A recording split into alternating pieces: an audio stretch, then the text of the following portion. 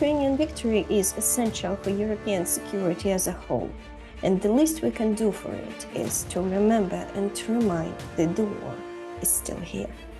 We'd like to attract the attention to the fact that the war is still here. It takes a lot of lives of people we also know, of our acquaintances, of our friends, of our relatives. Hello and welcome to Ukraine in Flames, a special project by Ukraine Media Center and NGO Euro-Atlantic Force.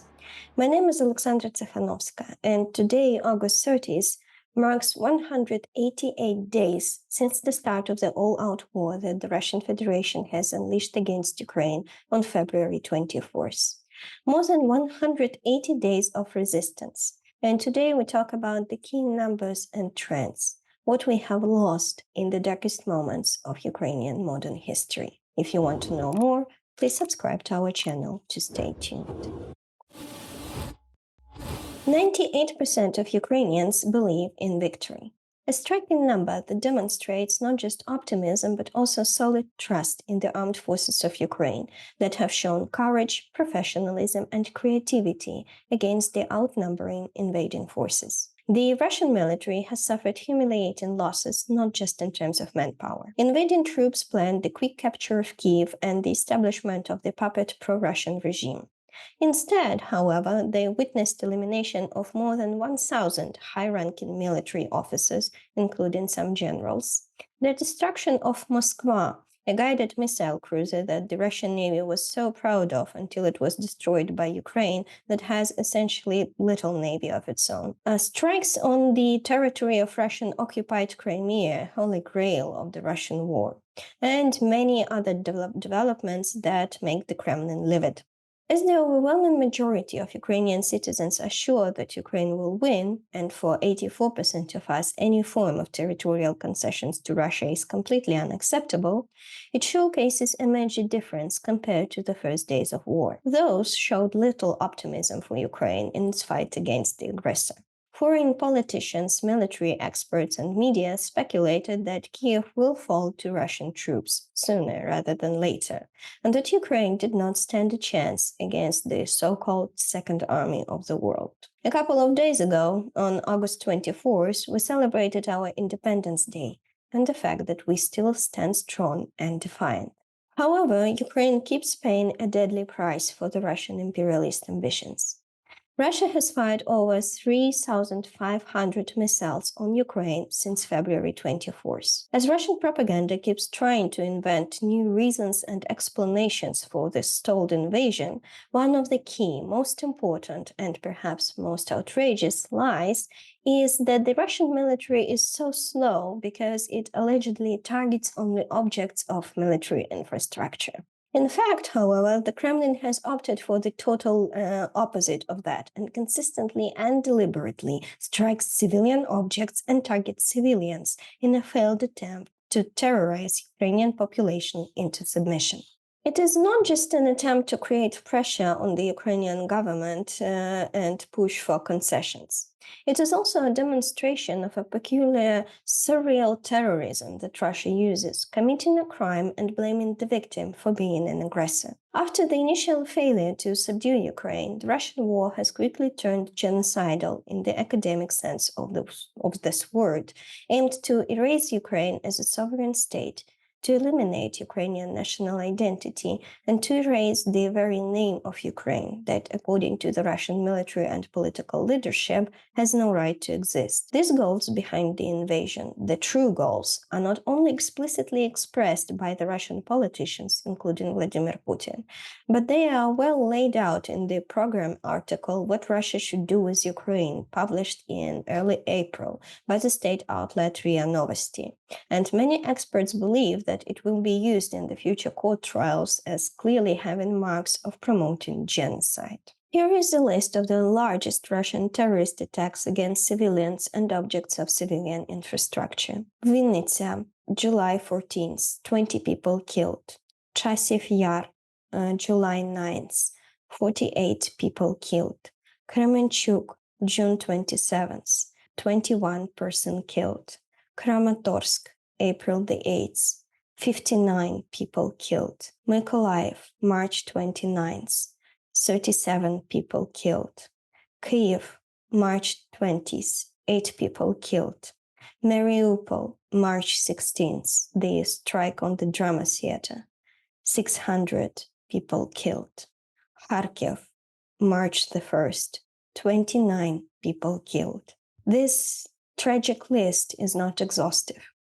After all, since February 24th, Russian troops have damaged more than 22,000 civilian objects. The quality of Russian high-precision weapons may be bad, but it cannot be that bad to explain this amount of destruction. Moreover, it calls for a reminder that Russia doesn't have legitimate targets in Ukraine, neither civilian nor military. It wages a war of aggression against a sovereign state, and does so consistently violating the rules of war. According to Human Rights Watch, at least 689 civilian casualties from the prohibited cluster munition attacks were recorded in Ukraine between February and July of this year. Unfortunately, the daily terror that Ukrainians are living through has become somewhat normalized. My colleague Tatiana Ungarkova will tell more about the coverage of the war by international media, and she will do so from Irpin, one of the homely Kyiv suburbs that are now scarred by the violence brought by the Russian forces. The photos you will see in the background were made by Ukrainian photojournalist Max Levin, who was killed by Russians in March while he was doing a mission to document the invasion and possible war crimes. According to a report published by Reporters Without Borders, he was executed by the Russian soldiers, possibly after being interrogated and tortured. Levin's friend, who was with him at the time, Alexei Chernyshov, was likely burned alive by the Russian soldiers. In total, 32 Ukrainian journalists were killed as a result of the Russian invasion. Well, we're talking about the international media coverage of the war which Russia started against Ukraine more than 6 months ago. I am now in a very symbolic place. I am in Irpin, a town close to Kyiv, which tragically suffered from this war. You can see ruins in the backwards, so it's about huge destructions, about a lot of human lives which ended during this conflict on the battlefield during the month of March 2022. We are talking about the changes which happened during these months. We do remember the beginning of war and the conviction of many, really many international media that Ukraine will not resist. We do remember these debates on the TV stating that dramatically that Ukraine will not resist, it will fall, etc. But at the same time, in this place, in Irpin, we do remember the heroic work of many international journalists which were here during March and April, covering what was going on, covering atrocities and war crimes of Russian Federation against Ukraine. What we observe now, because we are in close contact with international media, international journalists, we understand that there were a lot of journalists here in March, April, in May, and even in June during the hot period of this war, specifically when Kyiv was at risk and Chernihiv in the north of Kyiv was at risk.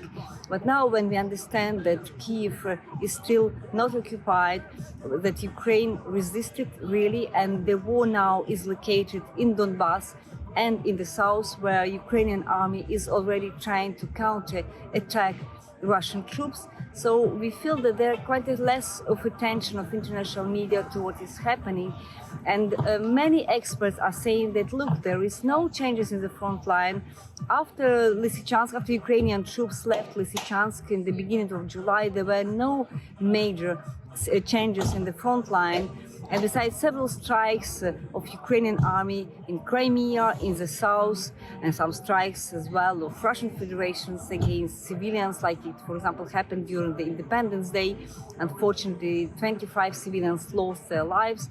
So there were no lot of changes, and we feel that there is an impression, which is a false impression, about that the war is even not over, but it's kind of a frozen conflict. But we'd like to to attract the attention to the fact that the war is still here.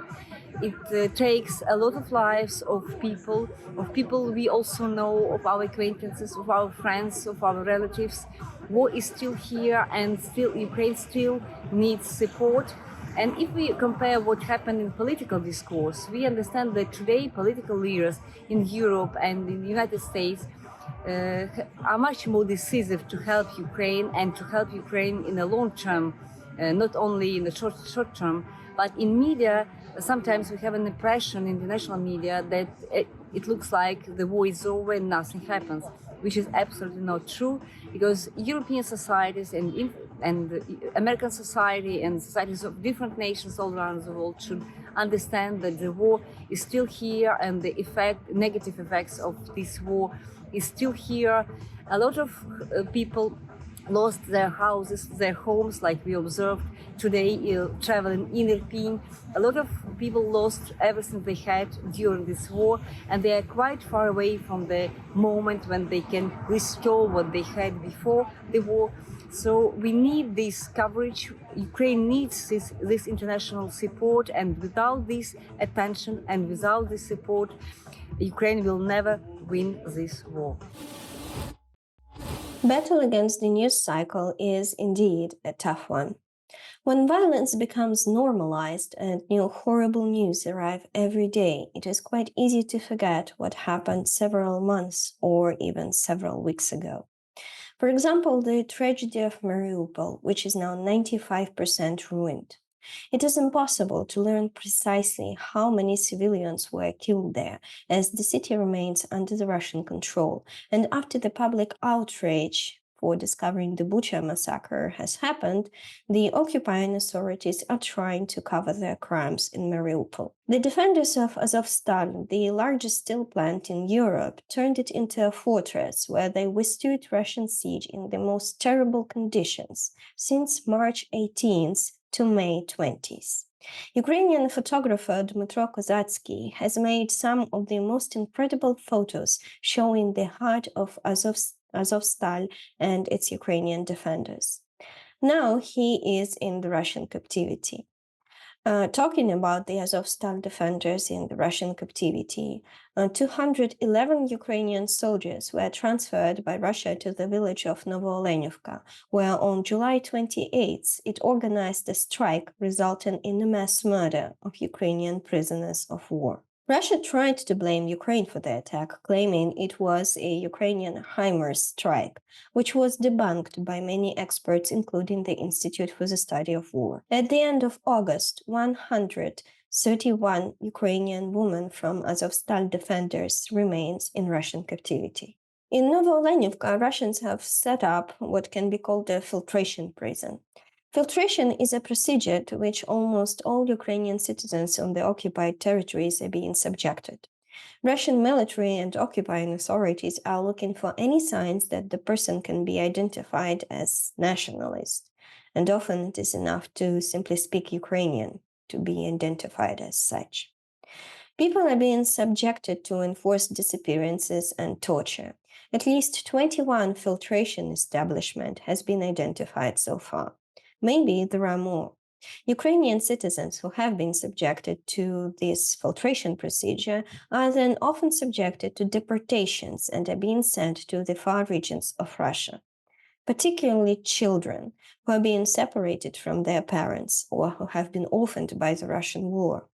Many of them are now being put up for adoption in Russia, and the government has organized summer camps for the stolen, kidnapped children to enforce the learning of Russian language. Mariupol in general has become a monument to human suffering, and over 1,000 children was stolen from Mariupol alone. It is, as it has been said, impossible to precisely identify the number of people who have been killed. However, there are at least 80,000 people dead, and 26,000 of them need to be identified. These numbers are horrifying, and we have to understand that the atrocities continue every day. Many smaller towns and villages have been erased by the invading forces from the face of Earth. In the occupied Kherson, people are subjected to enforced disappearances again, torture and murder if they are suspected in being pro-Ukrainian, as paranoia grows among the occupants due to the series of partisan attacks targeting occupying authorities and the collaborators in the region. In Kherson, as well as in other occupied territories, Russia hastily tries to prepare a pseudo-referendum in a manner similar to 2014 when it staged separatism in Donetsk and Luhansk. Today's attempts to legitimize occupation at the gunpoint show us once more that there were no pro-Russian separatists in Ukraine in 2014. The start of the war in the eastern regions was launched by Russia that financed, supplied, organized, and provided manpower for the establishment of puppet regimes where the key position often belonged to the Russian nationals. Another trend that takes place in the occupied territories is attempts to switch to the Russian school curriculum and introduce anti-Ukrainian propaganda lessons in schools in the face of the upcoming school year. Many local teachers refuse to collaborate with the occupying authorities, so teachers are being also brought from Russia en masse. While trying to brainwash Ukrainian kids, Russian invaders destroyed the education system of Ukraine, with over 2,400 educational facilities having been damaged and 269 of them completely destroyed as a result of the invasion. Schools and universities are not the only ones to suffer, although it is worthwhile to once again mention the destruction of the main building of Kyiv University in Kharkiv, a city that is being shelled daily, and the northern Saltovka district of which is among the most destroyed places in Ukraine. It was in Kharkiv where a unique genetic plant bank was located that preserved thousands of samples for different botanical cultures and grain to be used by mankind in case of major calamities that would destroy the existing grain. The bank was destroyed by Russian missile, and only some of the plant seeds were saved. Yet healthcare facilities also suffer. Ukrainian healthcare system is under heaviest strain. In addition to the COVID-19 pandemic that put enormous pressure on doctors and nurses prior to the war, now they have to operate in unstable and turbulent conditions of the wartime and deal with many soldiers as well as civilians who were wounded by the attack, missile strike, shrapnel, or received other wounds. It is not made easier by the fact that more than 900 healthcare facilities were damaged. At least 18 doctors were killed. And we talk about doctors in the line of their duty, but there are also many of those who have chosen to take up arms and protect the lives of fellow Ukrainians at the front lines. These horrors don't disappear just because they were not broadcast on the news today. War should not be normalized, destruction should not be tolerated, and death should not prevail over life. Ukraine keeps fighting for its existence, now entering the third stage of the war and possibly preparing for the counteroffensive in the south, which is very much awaited, but which will, as we all understand, come for a heavy price. This price will be paid by Ukrainians who protect their freedom and their European neighbors, because if the evil isn't punished, it grows. Russia has occupied and destabilized parts of Moldova, then parts of Georgia. It annexed Ukrainian Crimea and started the war in eastern regions of Ukraine, and then it enabled Bashar Assad's unbelievable violence against Syrians. Now it has launched an all-out war against Ukraine, and if Ukraine doesn't win it, in a couple of years, the Kremlin will gather its strength and strike again against the Baltic states or Poland.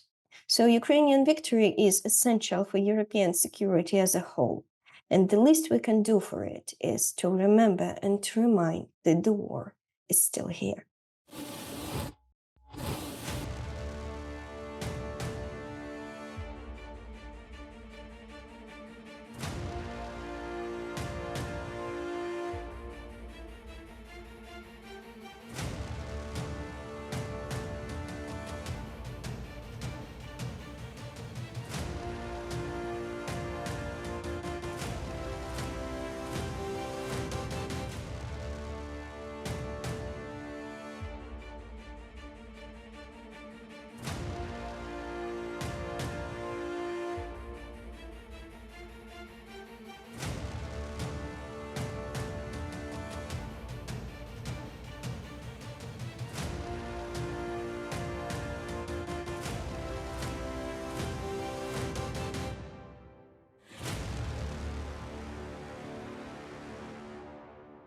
You've been watching this special project by Ukraine Media Center and NGO Euro-Atlantic Force, Ukrainian Flames. If you find our work useful, please like and share this video and don't forget to subscribe to our channel. In the description to this episode, you can find information on how you personally can help Ukraine in the face of Russian aggression. Remember that everything is going to be Ukraine.